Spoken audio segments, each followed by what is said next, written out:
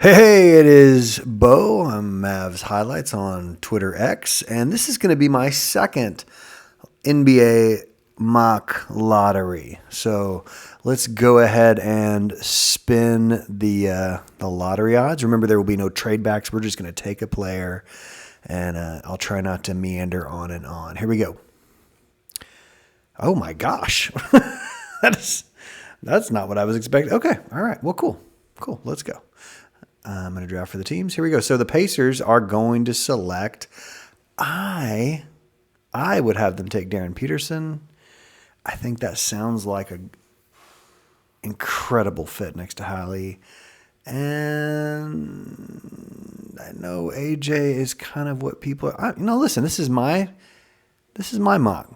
I think Peterson is the pick for the Pacers. I'll say that 3 times fast. Here we go.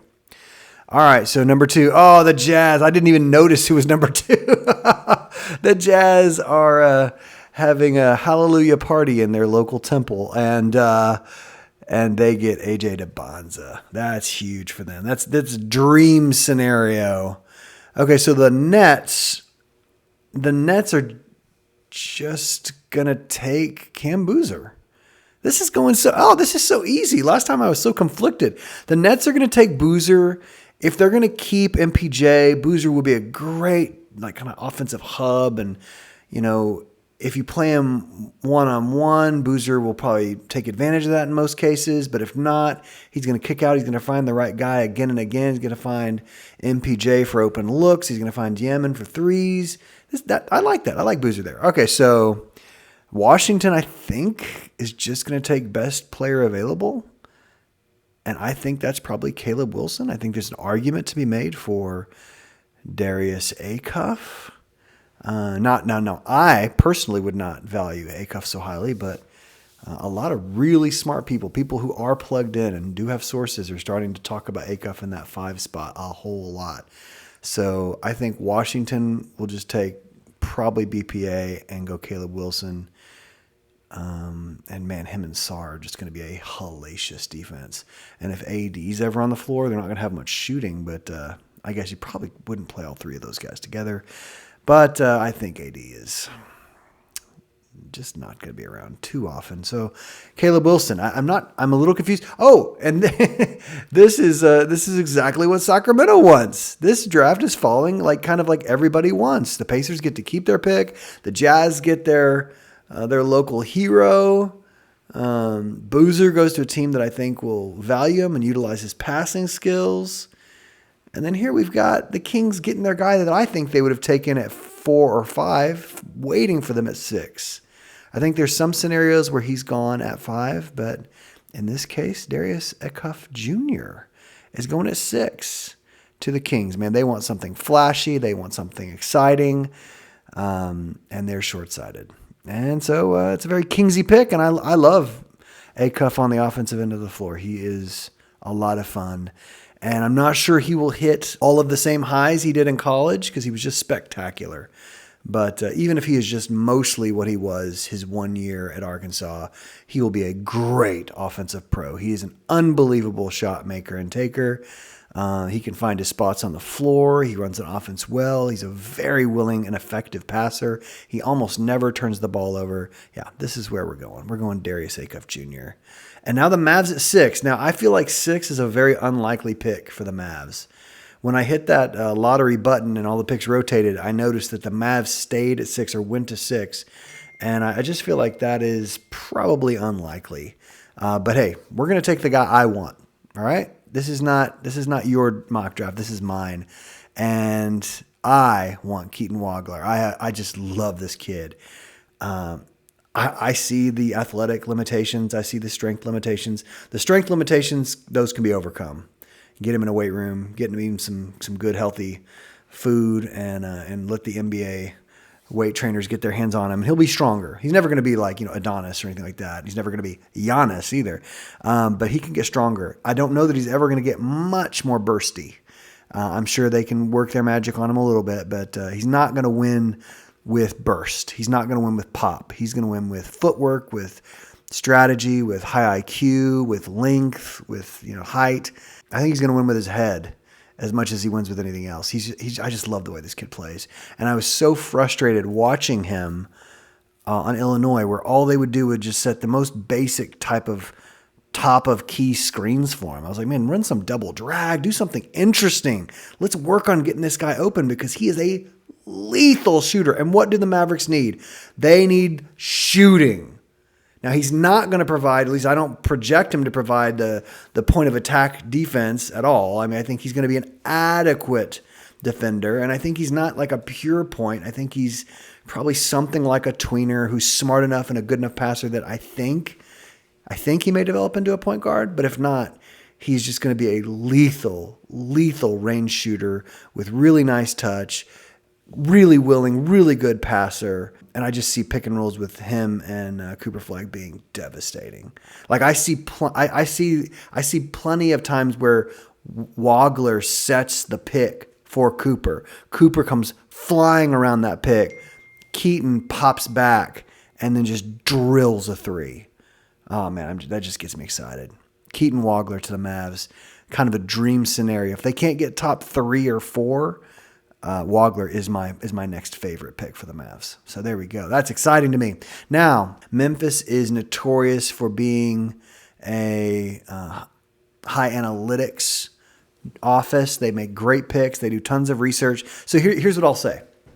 If the Grizzlies take Burries at 7, that means Burries is going to be a player. Because I am kind of historically low on Burries compared to consensus right now. There are people saying that they've got Burries in their top 5, top 6, top 7.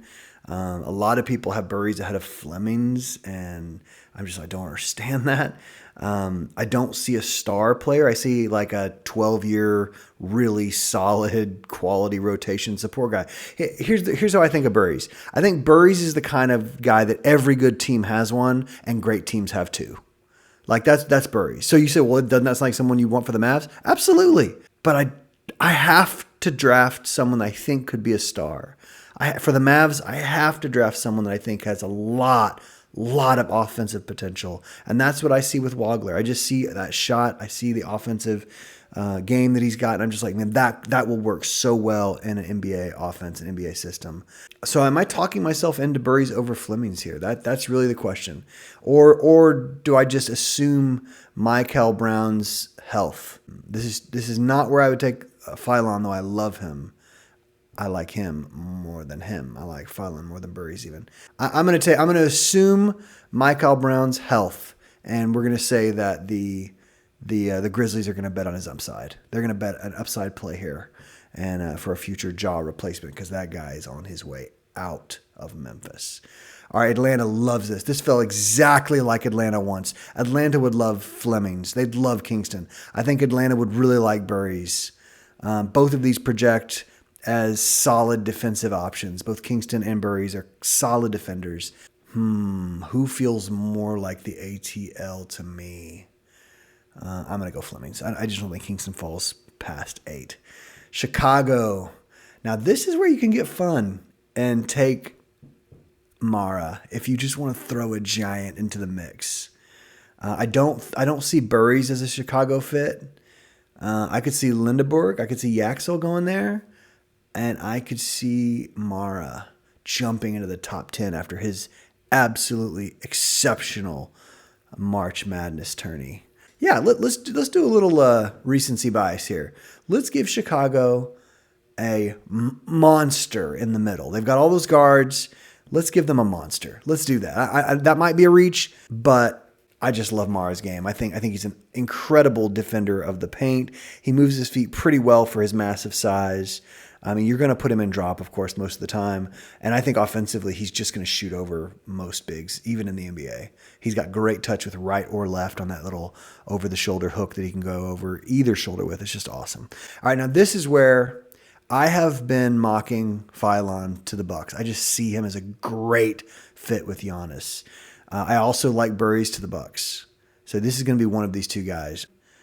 Yeah, I'm going to go Philon. I like Philon next to Giannis if he stays. I think he's gone. But I also like the swag that Philon brings a franchise. I don't think Burries brings that.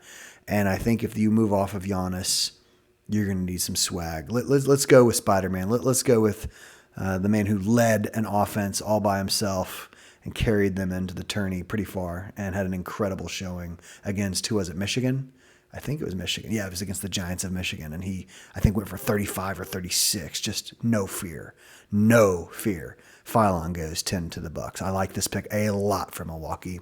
All right, now this is where Burries goes. Burries, right? Burries? This feels... Oh my goodness, this feels like a Golden State kind of pick. But you know who else feels like a kind of a Golden State kind of player?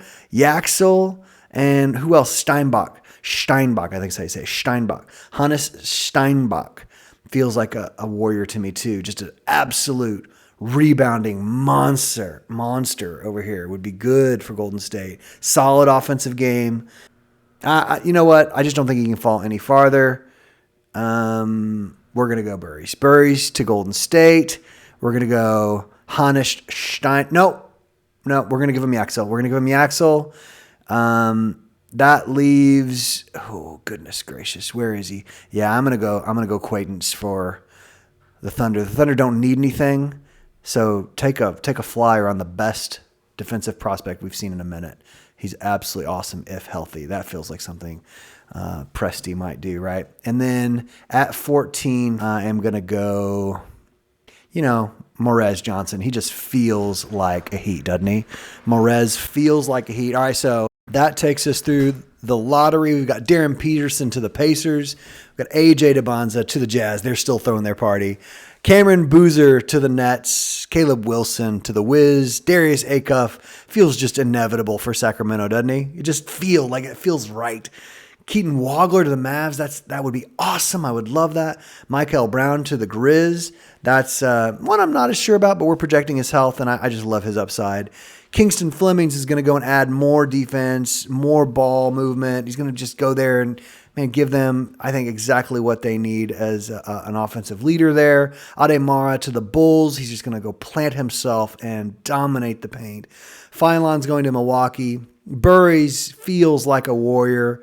Yaxel is going to go up there to Portland, play next to Klingon. And then Quaintance out there is going to go to Oklahoma. I'm sorry we're sitting you there, but, hopefully you like the flat spaces and the tornadoes. And a lot of winning, and a lot of winning. Get healthy, young man. Dominate. And then Morez Johnson to the Heat. That feels like a pick I like. Let me know what you guys think. Did I crush this? Did I whiff on this? What did you like? What did you hate? Let me know in the comments. Y'all have a good one. Bye.